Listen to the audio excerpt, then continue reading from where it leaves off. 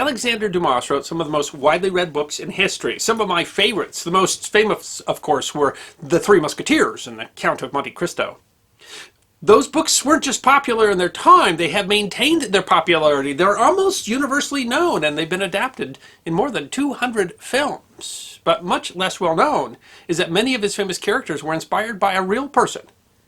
His father, Thomas-Alexandre Dumas. Thomas-Alexandre was an extraordinary man who lived an extraordinary life. He was both an aristocrat and the son of a slave. He was the first man of African origin to become a general in the French army and a hero of the French Revolution. It is history that deserves to be remembered. Thomas-Alexandre Dumas was born on March 25th, 1762 in Saint Domingue, a French Caribbean colony in what is now Haiti. His life was already full of drama. His father, Alexandre Antoine Davy de la Pailletterie, was the heir to a French title, but was hiding under an assumed name after a fight with his younger brother. Antoine had been a soldier, but had been living at his brother's sugar plantation before their falling out. Antoine would remain in hiding for 30 years. He purchased, for an exorbitant price, a slave, likely black but possibly of mixed race, named Marie Cassette Dumas. Thomas was their third child together. Saint Domingue was an often lawless frontier where free black and mixed-race people could own property and become wealthy. Antoine remained in hiding until his brother, who had taken the family title of Marquis, died. In 1775, he decided to reclaim his inheritance and return to Europe. To finance the journey, he sold Marie Cassette and his daughters. When he needed yet more money, he sold Thomas to a French sailor, with the promise that he would buy him back once he retrieved his inheritance, which he, fortunately, did. Thomas's life changed dramatically in France. Antoine sold his family estate and left to live in opulence in Paris. Antoine fully recognized his son. As the son of a marquis, Thomas became a count. He spent his first years in Paris, getting educated and learning swordsmanship from another mixed-race man, Chevalier Saint-Georges, then considered the best swordsman in Europe. It was not easy to be a black man in France. In 1778, laws required colored subjects of Paris to carry a special certificate, and they weren't allowed to be called sir or madam. Still, Thomas was young and striking, called one of the handsomest men you could ever meet. He was 6'2" in a time when the average was about 5.5, and dressed well, living lavishly on his father's dime. When Antoine died, a notary going over his book said, "This out-of-wedlock child has cost him enormously." Thomas's free ride ended when his father remarried and the purse strings tightened. He didn't attend the wedding and instead decided to join the Queen's Dragoons. His father forbade him using the family name because enlisting as a private was beneath a noble, so Thomas instead took his mother's name and enlisted on June 2nd, 1786 as Alexandre Dumas. He also abandoned the name Thomas to be Alexander or Alex for the rest of his life. Shortly after he enlisted, his father died. Alex didn't attend the funeral. Alex enjoyed being a dragoon, kind of like cavalry known for skirmishing and raiding. They were the first into battle, ahead of the main force, and often the last out in retreat. In peacetime, they faced highwaymen and bandits. Alex was an excellent horseman and incredibly strong. Probably apocryphal, but his son described him taking 4 muskets, each weighing about 40 pounds, putting his fingers into their barrels, and on one hand lifting all 4 with ease. He was also said to have once fought 3 duels in one day, which is likely inspiration for D'Artagnan challenging all 3 musketeers on the same day in the Three Musketeers.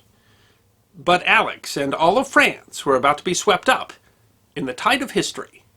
By 1788, the French kingdom was out of money, forcing King Louis XVI to convene the Estates General, a kind of legislature that hadn't been convened for 170 years. July 14th, 1789, citizens stormed the Bastille. Alex remained in the countryside and wasn't giving any order until August 15th, when a member of the newly formed Revolutionary National Guard asked them to help protect the former estates of the Duke of Orleans, now used by the local revolutionaries. The dragoons were called to protect the estate because the weeks following July 14th were chaotic, today known as the Great Fear. Mobs of peasants attacked nobles and highwaymen ravaged the countryside. Every town was sure that they would be looted at any moment. When he arrived, Dumas so impressed the townspeople that he was invited to stay with the National Guard commander, an innkeeper named Claude Loubouret. Loubouray's daughter, Mary Louise, was immediately smitten. She wrote that Dumas was a fine figure of a man. Despite his title, Alex was a firm supporter of the revolution, and by May he asked Labouré for permission to marry Louise. Labouré said yes, on the condition that Dumas be promoted at least to the rank of sergeant. He left with his regiment and went to Paris, and the revolution ground on. In July of 1791, the royal family attempted to flee the country, but were caught and returned to Paris. Shortly after, a crowd gathered at the Champ, or Field of Mars, demanding the king's abdication. Lafayette, of American Revolution fame and leader of the National Guard, spurred the government to declare martial law. He led the guard, including Dumas's dragoons, onto the field and demanded the crowd disperse. They refused, and in the chaos the soldiers opened fire. Between 12 and 50 were killed in the Champ de Mars massacre. European monarchies threatened to intervene on Louis's behalf, which only infuriated the revolutionary government. After a disastrous invasion of the Austrian Netherlands, Louis was officially overthrown, and the new republic reformed the military, leading to the first modern draft. Alex served on the frontier, making raids into the Netherlands. At one point, with just 4 men, he ambushed 12 Austrian soldiers with such confidence that they surrendered without firing a shot. The new army and France's manpower advantage quickly turned the tide of war. They conquered the Netherlands, marched into Germany, and invaded the Kingdom of Savoy. A Black Legion formed, made up of free blacks loyal to the Revolution, commanded by Dumas's old teacher, St. George. Dumas was offered second in command and given the rank of a lieutenant colonel. Dumas and Mary Louise were married on November 28, 1792. In January, Louis Capet, no longer a king, was sent to the guillotine. Dumas was busy trying to equip the Black Legion, but his talent had already been noticed. He was made a brigadier general and then general of a division. He was assigned to several armies before becoming general of the Army of the Alps. This was during the Reign of Terror, when many generals went from command to trial by the Committee of Public Safety and then to the guillotine, so his meteoric rise was also one full of danger. He was tasked with seizing 2 passes that would allow the French to invade northern Italy, but when he arrived he didn't even have maps, and the weather was abysmal. The committee didn't care. "We know as well as you do that the earth is covered with snow. That's precisely why we want a prompt attack. You want to wait until it's melted, and that's a true way to fail. You will answer with your head for these orders' implementation." After a failed first attack, Dumas took the smaller pass and led a cinematic bayonet charge across hard ice to take an enemy fortress. He reported that only 7 or 8 French were killed and 900 foes captured. "We place the greatest confidence in the energy and talents of the brave General Dumas," the committee wrote, and then shortly after called him to Paris for trial. Going before the committee was almost a guaranteed death sentence. He delayed his return to Paris, and by the time he arrived, the public had turned against the committee. After executing so many, the committee found themselves under the guillotine. The new committee reassigned Dumas to command of the Army of the West, which had just put down an anti-republican uprising. Alexander found the army in a horrible state, after having spent months murdering civilians and burning the countryside. He tried to rein in the feral army with punishments, but wrote that the army harbored great evil, and that it should be dispersed. The stress of the command made him ill, and he returned home to recuperate and see his wife and newborn daughter. He served briefly in Germany before joining a new army just given to a little-known Corsican commander tasked with invading Italy. The general, of course, was Napoleon Bonaparte. The 2 men did not get along well. Napoleon had his army support itself on the locals through taxes, ransoms, and outright looting, which Dumas abhorred. He ordered his own men to leave the inhabitants enough to feed themselves. Dumas took command of a division that was besieging the city of Mantua, key to controlling northern Italy. He soon had good luck, with his patrols capturing a man that Dumas immediately divined was a spy. When the man insisted that he was innocent, Dumas told him that he would be shot so that the French could cut open his stomach and retrieve the messages the man had swallowed. Dumas had merely guessed, but the man instantly confessed that he was a spy and had indeed swallowed several wax balls with messages. Dumas simply had to wait. The 2 messages turned out to be incredibly important. One proved that the papacy was secretly helping the Austrians, and the other revealed that the relief force was on its way to Mantua. Napoleon had a force intercept most of the relief force, while Dumas fought the Mantuan garrison when they attempted to break out. Despite being seriously outnumbered, Dumas forced the defenders back into the city, where they soon surrendered. Dumas then made a critical mistake. He complained to Napoleon directly when he felt reports failed to recognize him, and insulted Napoleon's right-hand man. Napoleon demoted Dumas to commander of a subdivision. Though offended, it didn't slow him down. Dumas was at the front of the fight to push Austria out of Italy, hacking everything to pieces. He captured thousands of prisoners and performed truly fantastic charges. The Austrians started calling him the Black Devil. At the head of one attack, Dumas led 25 men into a heavily defended city to seize a bridge. The Austrians had blocked the bridge with carts full of stones, but that was no obstacle to Dumas, who hefted them off the bridge with ease. On the far side, he found himself nearly alone, his allies dead or wounded. An entire squadron attacked him, but he stood firm on the narrow bridge, lifting his saber as a thresher lifts his flail, and each time the sword was lowered, a man fell.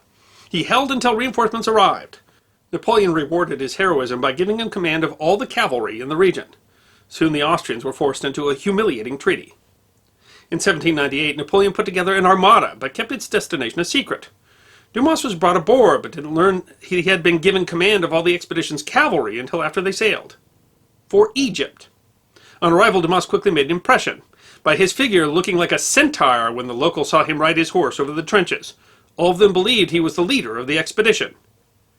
The Egypt expedition was ill-fated. Believing it would be easy to procure horses, Napoleon didn't bring enough to equip the cavalry, and he was unprepared for the challenges of the desert.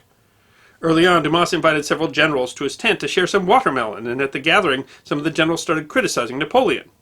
Were they all victims of some plot to have them die in the desert, or was Napoleon hoping to carve himself out a new monarchy? The French defeated the Mamelukes decisively at the Battle of the Pyramids, giving Napoleon control of the country. The Mamelukes had a great deal of spirit, Dumas wrote, after watching this disorganized cavalry charge again and again at the impenetrable French squares.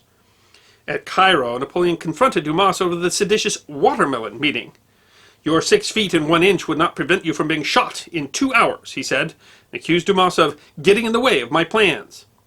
Dumas answered that he thought the interest of France should come before the interests of a man, a belief that didn't fit with Napoleon's imperial aims. Napoleon allowed Dumas to leave for France at the earliest opportunity. Further crisis struck when Nelson sank the French fleet at Alexandria, stranding Napoleon's army in Egypt. Even then, Dumas played an important role in putting down a revolt in Cairo. In 1799, Dumas tried to return to France with another general and a number of other Frenchmen. They found the best ship left in the harbor, and Dumas loaded 4,000 pounds of coffee and 11 prize horses he meant to sell upon his return. But immediately after setting sail, Dumas learned that the ship was dilapidated, as it began taking on water on all sides. They dumped the coffee and most of the horses just to stay afloat.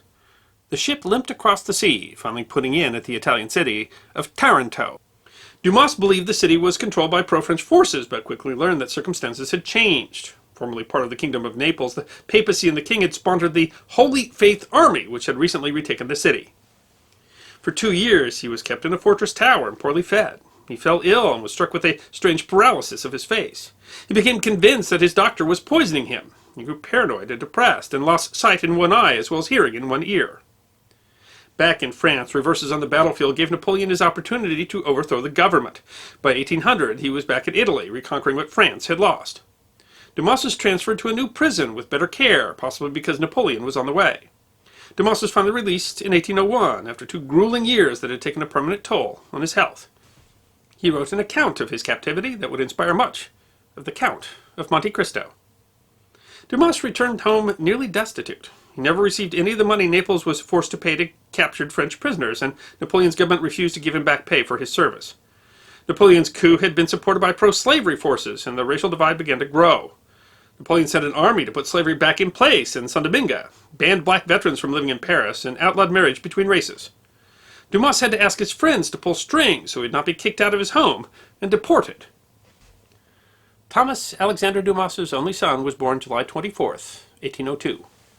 Alexander loved his father and went to great lengths in his life to tell his story. The general died in 1806 at the age of 43, when his son was just 4 years old. Dumas never received any of his pension, and Alexander Dumas spent much of his childhood in poverty. Marie-Louise wrote endlessly, asking for the compensation that was owed her family.